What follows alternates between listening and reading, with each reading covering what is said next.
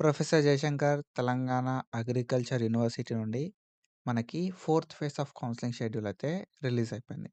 ఈ వీడియో లోపల మనం డీటెయిల్‌గా ఫోర్త్ ఫేజ్ ఆఫ్ కౌన్సిలింగ్ ఏ రోజు కండక్ట్ చేస్తున్నారు? అంటే ఎన్ని డేస్ కండక్ట్ చేస్తున్నారు? ఏ రోజు ఏ ర్యాంక్ ఉన్నోళ్ళు ఎలిజిబుల్ అయితున్నారు? అండ్ దాంతో పాటుగా మనకి ఫోర్త్ ఫేజ్ ఆఫ్ కౌన్సిలింగ్‌కి ఎన్ని నంబర్ ఆఫ్ సీట్స్ ఉన్నాయని చెప్పి డీటెయిల్‌గా మాట్లాడుకుందాం. సో, మనం ప్రొఫెసర్ జయశంకర్ తెలంగాణ అగ్రికల్చర్ యూనివర్సిటీకి సంబంధించి, శ్రీ కొండా లక్ష్మణ్ తెలంగాణ హార్టికల్చర్ యూనివర్సిటీకి సంబంధించి, పివి నరసింహారావు తెలంగాణ వెటర్నరీ యూనివర్సిటీకి సంబంధించి, ఈ 3 యూనివర్సిటీకి సంబంధించిన కాలేజెస్ లోపల కేటగిరీ వైస్, రిజర్వేషన్ వైస్ ఎన్ని నంబర్ ఆఫ్ సీట్స్ ఉన్నాయి అని చెప్పి డీటెయిల్‌గా మాట్లాడుకుంటాం. సో, మనం ప్రీవియస్‌గా ప్రొఫెసర్ జయశంకర్ తెలంగాణ అగ్రికల్చర్ యూనివర్సిటీకి సంబంధించి చాలా వీడియోస్ చేసుకున్నాం. అండ్ ఫర్దర్ కూడా ఇట్లాంటి వీడియోస్ చేసుకుంటూ ఉంటాం. కాబట్టి మీరు ఒకవేళ మన ఛానల్‌కి కొత్తగా వస్తే మాత్రం పక్కా సబ్స్క్రైబ్ చేసుకోరి. అండ్ మీ ఫ్రెండ్స్ అందరికీ ఈ వీడియోని షేర్ చేయండి. సో, ఏ అప్డేట్ ఉన్నా కూడా నేను అసలే మిస్ చేయా. పక్కా మన ఛానల్ లోపల అప్డేట్ అయితే వస్తది కాబట్టి do subscribe and share with your friends. So, when it comes to notification, so, ఈ నోటిఫికేషన్ అనేది మనకి 12థ్ నవంబర్ 2025 రోజు రిలీజ్ చేసిర్రు. 12థ్ నవంబర్ 2025 రోజు మనకు ఈ నోటిఫికేషన్ అయితే రిలీజ్ చేసిర్రు. And we people know that it is a combined notification of professor Jayashankar Telangana agriculture university, PV Narasimha Rao Telangana veterinary university and Shri Konda Laxman Telangana horticulture university. ఈ 3 యూనివర్సిటీకి సంబంధించిన కంబైన్డ్ నోటిఫికేషన్ అది కంబైన్డ్.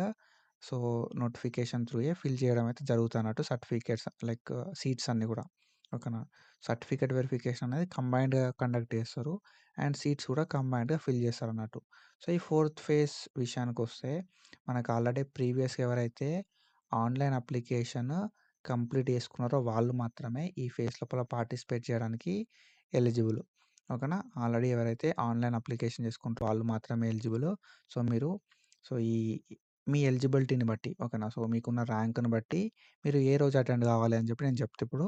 సో దట్ దాన్ని బేస్ చేసుకొని మీ కేటగిరీ లోపల మీరనుకున్న కోర్స్ లోపల సీట్ ఉంటే, మీరనుకున్న కాలేజ్ లోపల సీట్ ఉంటే, యూ కెన్ జాయిన్ ఇన్ అగ్రికల్చర్‌లో సీట్లుంటే జాయిన్ అవ్వచ్చు అగ్రికల్చర్ లోపల. కమ్యూనిటీ సైన్స్ లోపల సీట్లుంటే కమ్యూనిటీ సైన్స్ లోపల జాయిన్ కావచ్చు.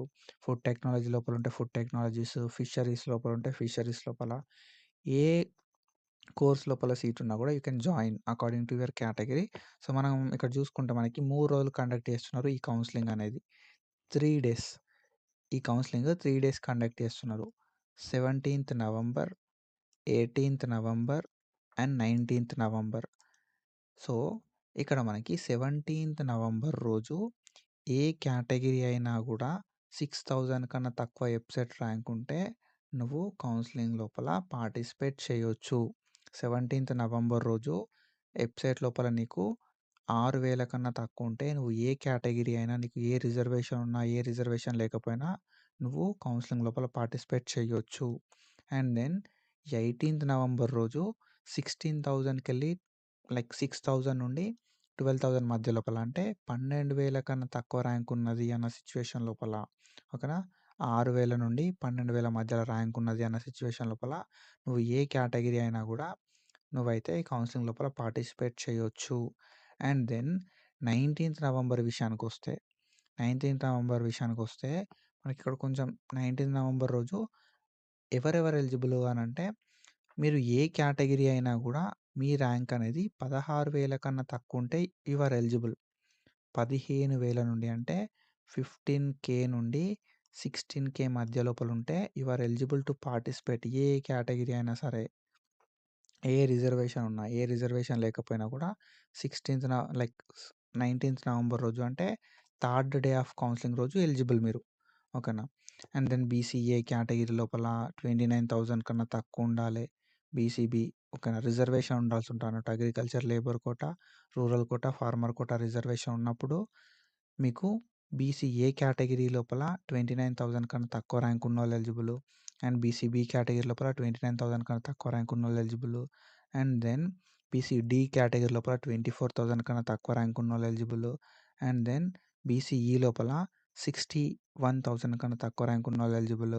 ఎస్సీ గ్రూప్ 1 లోపల మనకి 24,000 కన్నా తక్కువ ఉండాలి. ఎస్సీ గ్రూప్ 2 లోపల కూడా 24,000 కన్నా తక్కువ ర్యాంక్ ఉండాలి. అండ్ ఎస్టీ లోపల మనకి 24,000 కన్నా తక్కువ ర్యాంక్ ఉండాలి. ఈడబ్ల్యూఎస్ లోపల 60,000 కన్నా తక్కువ ర్యాంక్ ఉండాల్సి ఉంటదన్నట్టు. అండ్ ఎస్సీ గ్రూప్ 1లో చూసుకుంటే మీకు ఏ రిజర్వేషన్ ఉన్నా, ఏ రిజర్వేషన్ లేకపోయినా ఎస్సీ గ్రూప్ 1 అయితే మాత్రం 69,956 ఆర్ అంతకన్నా తక్కువ ర్యాంక్ ఉంటే మీరు 19థ్ నవంబర్ 2025 రోజు కౌన్సెలింగ్‌కి అటెండ్ కావచ్చు. అండ్ బీసీసీ కేటగిరీ వాళ్ళు కూడా అంతే. మీకు ఏ రిజర్వేషన్ ఉన్నా, ఏ రిజర్వేషన్ లేకపోయినా 61,595 ఆర్ అంతకన్నా తక్కువ ఉన్నోళ్ళు మీరైతే కౌన్సెలింగ్ లోపల పార్టిసిపేట్ చేయొచ్చు. ఓకేనా. సో, ఇది ఎలిజిబిలిటీ విషయానికొస్తే అండ్ మీ ఎలిజిబిలిటీని ఒక స్క్రీన్‌షాట్ తీసుకోరి. అండ్ మీ ఎలిజిబిలిటీని బేస్ చేసుకొని మీకు వెళ్ళడానికి ఛాన్స్ ఉందా లేదా చెక్ చేసుకోండి. అండ్ మనకి professor Jayashankar Telangana agriculture university auditorium లోపల మనకి కౌన్సెలింగ్ అయితే కండక్ట్ చేస్తారు. ఓకేనా. ఆఫ్‌లైన్ లోపల ఉంటుంది ఈ కౌన్సెలింగ్ అనేది. So, when it comes to సీట్ల విషయానికొస్తే యాస్ ఐ సెయిడ్ ఎర్లియర్ నేను ప్రీవియస్‌గా చెప్పినట్టుగా మనకు 3 యూనివర్సిటీస్‌కి సంబంధించి professor Jayashankar Telangana agriculture university, PV Narasimha Rao Telangana veterinary university, Shri Konda Laxman Telangana horticulture university. ఓకేనా. సో, ఈ 3 యూనివర్సిటీస్‌కి సంబంధించి మనకు డీటెయిల్డ్‌గా ఓకేనా. ఏ యూనివర్సిటీ లోపల ఎన్ని నంబర్ ఆఫ్ సీట్స్ ఉన్నాయి, ఏ కేటగిరీ లోపల ఎన్ని నంబర్ ఆఫ్ సీట్స్ ఉన్నాయి. ఓకేనా. సో, ఏ కాలేజ్ లోపల ఎన్ని నంబర్ ఆఫ్ సీట్స్ ఉన్నాయి అని చెప్పి డీటెయిల్డ్ ఇన్ఫర్మేషన్ అయితే వీళ్ళు ప్రొవైడ్ చేయడం అయితే జరిగింది. ఓకేనా. సో, మనం డీటెయిల్డ్‌గా మాట్లాడుకుందాం. సో, ఎట్లా చెక్ చేసుకోవాలి అని చెప్పి. ఓకేనా. సో, ఇక్కడ మీరు చూసుకుంటే కాలేజ్ నేమ్ ఇచ్చిర్రు. ఇక్కడ మనకి కేటగిరీస్ ఇచ్చిరన్నట్టు OC, BCA, BCB, BCC, BCD, BCE అని చెప్పి మనకు కేటగిరీ వైస్ డివైడ్ చేయడం అయితే జరిగిందన్నట్టు. అండ్ దెన్ దాని తర్వాత మనకి కింద చూసుకుంటే ఎన్ఎఫ్ అంటే నాన్ ఫార్మర్ కోటా. ఓకేనా. Non agriculture labour quota. ఓకేనా. సో, ఇదేంటంటే farmer quota, agriculture labour quota. So, NF అంటేనేమో నాన్ ఫార్మర్ కోటా, ఎన్ఏజీ అంటే నాన్ అగ్రికల్చర్ కోటా అన్నట్టు. ఓకేనా. సో, ఎఫ్ అంటే ఫార్మర్ కోటా, ఏ అంటే అగ్రికల్చర్ కోటా అన్నట్టు. ఓకేనా. అండ్ దెన్ మనం ఇక్కడ కింద చూసుకుంటే రూరల్ కోటా అని కూడా ఉంటదన్నట్టు. Non rural quota, rural quota అని చెప్పి. సో, మీకు ఏ రిజర్వేషన్ ఉంది అనే దాన్ని బట్టి మీకు ఎన్ని నంబర్ ఆఫ్ సీట్స్ ఉన్నాయని చెప్పి చెక్ చేసుకోరి. ఇప్పుడు ఒకరికి ఒక్కో ఇంట్రెస్ట్ ఉంటది. ఓకేనా. సో, నేనేమనుకుంటా అగ్రికల్చర్ నా ఫస్ట్ ప్రియారిటీ అయితే అగ్రికల్చర్ లోపల సీట్లు ఉన్నాయా లేదా చెక్ చేసుకుంటా నేను. ఓకేనా. So, college of agriculture Rajendra Nagar. ఓకేనా. ఇక్కడ ఎన్ని సీట్లు ఉన్నాయో చెక్ చేసుకుంటా. మా కేటగిరీలో సీట్లు ఉన్నాయా లేదా చెక్ చేసుకుంటా నేను. సో, లేదు నా ప్రియారిటీ వెటర్నరీ అయిందనుకో, వెటర్నరీ లోపల సీట్లు ఉన్నాయా లేదా చెక్ చేసుకుంటా. హార్టికల్చర్ అయితే హార్టికల్చర్ లోపల, ఫిషరీస్ అయితే ఫిషరీస్ లోపల, ఫుడ్ టెక్నాలజీ అయితే ఫుడ్ టెక్నాలజీ లోపల, కమ్యూనిటీ సైన్స్ అయితే కమ్యూనిటీ సైన్స్ లోపల అసలు సీట్లు ఉన్నాయా లేదా అని చెప్పి చెక్ చేసుకుంటా అన్నట్టు. ఓకేనా. మనం ఇక్కడ చూసుకుంటే అగ్రికల్చర్ లోపల మనకి అరౌండ్ 214 సీట్లున్నాయి. 214 సీట్స్ ఉన్నాయి. డిఫరెంట్ కేటగిరీస్ లోపల. అగ్రికల్చర్ లోపల 214 సీట్స్ ఉన్నాయి. అండ్ 13 సీట్స్ ఏమో మనకి వెటర్నరీ లోపల ఉన్నాయి. ఓకేనా. వెటర్నరీ లోపల మనకి 13 సీట్స్ అయితే ఉన్నాయన్నట్టు. అండ్ హార్టికల్చర్ లోపల మనం చూసుకుంటే మనకు హార్టికల్చర్ లోపల అరౌండ్ 103 సీట్స్ ఉన్నాయి హార్టికల్చర్ లోపల. And then food technology and దాంతో పాటుగా ఫిషరీస్ లోపల. ఫుడ్ టెక్నాలజీ లోపల మనకి 26 సీట్స్ ఉన్నాయి. అండ్ ఫిషరీస్ లోపల 21 సీట్స్ ఉన్నాయి. అండ్ 73 సీట్స్ ఏమో కమ్యూనిటీ సైన్స్ లోపల ఉన్నాయి. సో, ఇట్లా మనకి సీట్స్ అనేవి ఉన్నాయన్నట్టు. ఓకేనా. సో, డిఫరెంట్ కేటగిరీస్ లోపల మనకు ఈ సీట్స్ అయితే ఉండడం జరిగింది. ఓకేనా. సో, డిపెండ్స్ ఆన్ కేటగిరీని బట్టి. ఓకేనా. సో, మీరనుకున్న కేటగిరీ లోపల మీకున్న రిజర్వేషన్ ప్రకారం సీట్లు ఉన్నాయా లేదా అని చెప్పి చెక్ చేసుకొని వెళ్ళండి. ఇప్పుడు అగ్రికల్చర్ ఉంది. అగ్రికల్చర్ రాజేంద్ర నగర్ ఉంది. ఓకేనా. సో, మీరు అగ్రికల్చర్ ఫస్ట్ ప్రియారిటీ అయింది అన్న సిట్యుయేషన్ లోపల మీ కేటగిరీ ఏంటిది అనేది మీకు క్లారిటీ ఉంటది కదా. సో, అగ్రికల్చర్ మీది ఫస్ట్ ప్రియారిటీ. సో, మీ కేటగిరీ లోపల మీకున్న రిజర్వేషన్ ప్రకారం సీట్లు ఉన్నాయా లేదా చెక్ చేసుకోవాలి. సపోజ్ మీ కేటగిరీ అనేది ఓసీఏ లైక్ బీసీఏ అయిందనుకో, సపోజ్ మీ కేటగిరీ బీసీఏ. బీసీఏ లోపల మీకు ఫార్మర్ కోటా రిజర్వేషన్ ఉంది. దెన్ మీకు రాజేంద్ర నగర్ లోపల సీట్ కావాలనుకుంటున్నాం అనుకో, సీట్ అక్కడ ఉందా లేదా చెక్ చేసుకోవాలి. బీసీఏ కేటగిరీ ఓకేనా. సో, ఇది బీసీఏ కేటగిరీ. బీసీఏ కేటగిరీ లోపల ఫార్మర్ కోటా కింద సీట్లున్నాయా మరి రాజేంద్ర నగర్‌లో అంటే లేవు. ఓకేనా. సో, రాజేంద్ర నగర్ లోపల బీసీఏ లోపల ఫార్మర్ కోటా లోపల సీట్లున్నాయా అంటే లేవు. సరే వేరే కాలేజ్‌లో చూసుకున్నాం అనుకో, అశ్వారావుపేట లోపల ఒక సీట్ అయితే ఉందన్నట్టు ఫార్మర్ కోటా కింద. అండ్ దాంతో పాటుగా మనకి హుజూర్ నగర్ లోపల, ఆదిలాబాద్ లోపల ఒక సీట్ ఉంది. ఓకేనా. హుజూర్ నగర్ లోపల ఒక సీట్ ఉంది. అండ్ దెన్ నిజామాబాద్ లోపల ఒక సీట్ ఉంది. మనకు టోటల్‌గా బీసీఏ ఫార్మర్ కోటా కింద ఎన్ని సీట్లున్నాయి? 4 సీట్లున్నాయి. సో, ఈ 4 సీట్లు మరి పక్కానికి 4 సీట్లలో సీటొచ్చే ఛాన్స్ ఉందా? అనేది తెలవది. ఓకేనా. సో, పక్కా మనకు కౌన్సెలింగ్‌లో సీటొస్తదా అంటే తెలవది. ఫస్ట్ డే ఎళ్తున్నావా నువ్వు? సెకండ్ డే ఎళ్తున్నావా? థర్డ్ డే ఎళ్తున్నావా? అనే దాన్ని బేస్ చేసుకొని నువ్వు ఒక కన్‌క్లూజన్‌కి రావాలి. ఓకేనా. ఫస్ట్ డే ఎళ్తున్నావా? సెకండ్ డే ఎళ్తున్నావా? థర్డ్ డే ఎళ్తున్నావా? అనే దాన్ని బట్టి నువ్వు కంక్లూజన్‌కి రావాలి. ఫస్ట్ డే ఎళ్తున్నావనుకో, ఓకే. 4 నంబర్ ఆఫ్ సీట్స్ ఉన్నాయి. కాబట్టి ఒకవేళ మనకన్నా మెరిట్ పొజిషన్ మంచిగున్నోళ్ళు ఈ సీట్లను, ఈ 4 సీట్లను క్లెయిమ్ చేసుకుంటే, అంటే ఈ 4 సీట్లని ఆక్యుపై చేసుకుంటే, నా నెక్స్ట్ ప్లాన్ ఏంది అని చెప్పి నువ్వు ఒక కన్క్లూజన్‌కి వచ్చి ఏం చేయాల్సి ఉంటది కదా! అంటే నెక్స్ట్ ప్రియారిటీ ఏందనేది చూసుకోవాలి. ఓకేనా. నెక్స్ట్ ప్రియారిటీ సపోజ్ వెటర్నరీ అయితే, వెటర్నరీ లోపల ఒక్క సీటుంది. ఓకేనా. వెటర్నరీ తర్వాత నెక్స్ట్ ప్రియారిటీ ఏంది అని చెప్పి చెక్ జేసుకోవాలి. సపోజ్ హార్టికల్చర్ అయితే 4 సీట్లున్నాయి. ఓకేనా. సో, ఇట్లా మనకి 4+1 5 4, 1 5 తర్వాత 4 ఎన్ని 9 అండ్ దెన్ తర్వాత మనకి ఎన్ని సీట్లున్నాయి ఇక్కడ? సో, మనకిక్కడ ఎన్ని సీట్లున్నాయి మరి అనే విషయానికొస్తే మనకిక్కడ సీట్లయితే ఒక సీటయితే ఉందన్నట్టు. ఓకేనా.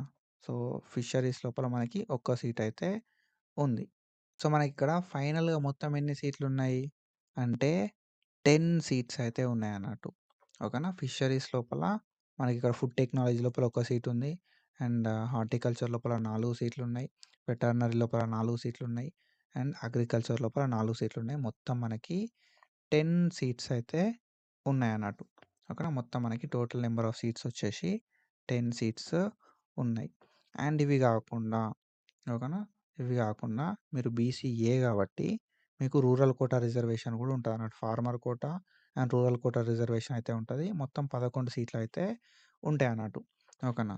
సో, ఫార్మర్ కోటా రిజర్వేషన్ ఉన్నోళ్ళకి పక్కాగా రూరల్ రిజర్వేషన్ గూడా ఉండే ఛాన్స్ ఉంటదన్నట్టు. ఫర్ సపోజ్ మీకు రూరల్ రిజర్వేషన్ ఉంది అనుకుంటే 11 సీట్లయితే ఉంటాయన్నట్టు. సో, రూరల్ రిజర్వేషన్ లేదు అన్న సిట్యుయేషన్ లోపల మనకి ఎన్ని సీట్స్ ఉంటాయి గదా! అంటే ఆల్మోస్ట్ 10 సీట్లయితే ఉంటాయి. సో, బిఫోర్ అటెండింగ్ కౌన్సెలింగ్ మీరేం జేసుకోవాల్సి ఉంటదంటే ఒక క్లారిటీ ప్రకారంగా సో, మీకు ఫస్టు అగ్రికల్చర్ ప్రియారిటీ అయితే అగ్రికల్చర్ లోపల ఎన్ని సీట్లున్నాయని జెప్పి దెలుసుకోవాలి. తర్వాత వెటర్నరీ అగ్రికల్చర్ లోపల సీట్ రాకపోతే నెక్స్ట్ ఏంటిది అని జెప్పి సో, నెక్స్ట్ ఇంకో కోర్స్ లోపల ఎన్ని నంబర్ ఆఫ్ సీట్స్ ఉన్నాయని జెప్పి చూసుకోవాలి. తర్వాత హార్టికల్చర్ లోపల ఎన్ని నంబర్ ఆఫ్ సీట్స్ ఉన్నాయని జెప్పి జూసుకోవాలి. తర్వాత సో, ఒకవేళ అగ్రికల్చర్ రాకపోతే నెక్స్ట్ ఏంటిది? తర్వాత వెటర్నరీ కాకపోతే నెక్స్ట్ ఏంటిది? హార్టికల్చర్ కాకపోతే నెక్స్ట్ ఏంది? ఫిషరీస్ కాకపోతే నెక్స్ట్ ఏంది? కమ్యూనిటీ సైన్స్ కాకపోతే నెక్స్ట్ ఏంది? అసలు సీటొచ్చే ఛాన్స్ ఉందా? లేదా? లేకపోతే నెక్స్ట్ ఏంది? అనేది ఒక క్లారిటీ తోటి మీరు కౌన్సెలింగ్‌కి అటెండ్ అయితే సో, మీకు ఒక కోర్స్ కాకపోయినా ఒక కోర్స్‌లో సీట్‌ని సెక్యూర్ చేసుకోవడానికి ఛాన్స్ అయితే ఉంటదన్నట్టు. ఓకేనా. సో, వట్టిగా అక్కడి దాకా ఎళ్లి రిటర్న్ రావడం అనేది మంచిగుండదు గదా! సో, ఎళ్ళినాం. సో, మనకు సీటొచ్చే ఛాన్స్ ఉందా చూసుకున్నాం. మనం అనుకున్న కాలేజ్, మనం అనుకున్న కోర్స్ లోపల సీటొచ్చే ఛాన్స్ ఉంటేనే అటెండ్ అయితే బెస్ట్. ఓకేనా. సో, ఇక్కడ ఏవైతే నంబర్ ఆఫ్ సీట్స్ ఉన్నాయో అక్కడ గూడా అవే నంబర్ ఆఫ్ సీట్స్ ఉంటాయి. అండ్ ఆల్మోస్ట్ చాలామంది అటెండ్ అయితారు. ఎంత కాదన్నా ఫస్ట్ డే ఒక 500 పీపుల్ అటెండ్ అయితారు. ఓకేనా. తక్కువలో తక్కువ ఒక 400 పీపుల్ అన్నా అటెండ్ అయితారు ఫస్ట్ డే రోజు. సెకండ్ డే రోజు ఒక 300 పీపుల్ అండ్ థర్డ్ డే రోజు ఆల్మోస్ట్ ఒక 500 పీపుల్ దాకా అటెండ్ అయితారు. ఎంత కాదన్నా తక్కువలో తక్కువ మనకి ఒక 10 ఒక 1000-1200 పీపుల్ అయితే మినిమమ్ ఓకేనా. సో, తక్కువలో తక్కువ ఒక 1200 స్టూడెంట్స్ అయితే కౌన్సెలింగ్‌కి అటెండ్ అయ్యే ఛాన్సెస్ అయితే ఉంటాయన్నట్టు. So, when it comes to the number of seats విషయానికొస్తే మనం ఇక్కడ గ్రాండ్ టోటల్ చూస్తే అరౌండ్ మనకి 377 సీట్లున్నాయి. ఓకేనా. 377 ప్లస్ 73 ఓకేనా. సో, 377 సీట్స్ ఉన్నాయి. అండ్ మనకి సో, ఇక్కడ కమ్యూనిటీ సైన్స్ లోపల 73 సీట్స్ అయితే ఉన్నాయన్నట్టు. సో, ఆన్ యాన్ యావరేజ్ మనకి ఎన్ని సీట్లున్నాయి అనంటే 450 సీట్లున్నాయి. ఓకేనా. 450 సీట్స్ ఉన్నాయి. ఓకేనా. సో, 377 ప్లస్ 73 450 సీట్స్ అయితే ఉన్నాయి. అన్ని కోర్సెస్ కలిపి. అండ్ మనకి రీసెంట్‌గానే ఒక 90 సీట్స్ కూడా యాడ్ అయినాయి కొత్త కాలేజ్‌లయి. ఆ 90 సీట్స్ కలిపి మొత్తం మనకి 450 సీట్స్ మాత్రం ఉన్నాయన్నట్టు. సో, మీరు ఒకవేళ కౌన్సెలింగ్‌కి అటెండ్ అయితాం అనుకుంటే మాత్రం బిఫోర్ అటెండింగ్ అవర్ కౌన్సెలింగ్ డెఫినెట్‌గా ఓకేనా. సో, మీ కేటగిరీల మీరనుకున్న కాలేజ్‌ల మీకున్న రిజర్వేషన్ ప్రకారం అసలు సీట్లున్నాయా లేదా అని చెప్పి చెక్ చేసుకొనెళ్ళండి.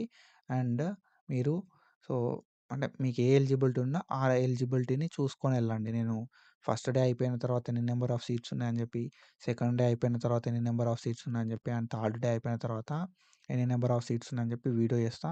సో, ఆ వీడియోని చెక్ చేసి ఎళ్ళండి. సో, ఇది ఇన్ఫర్మేషన్ అండ్ ఇట్లాంటి ఇన్ఫర్మేషన్ అండ్ అప్డేట్స్ కోసం ఫాలో అయితా ఉండుర్రి. Thank you so much. Signing of.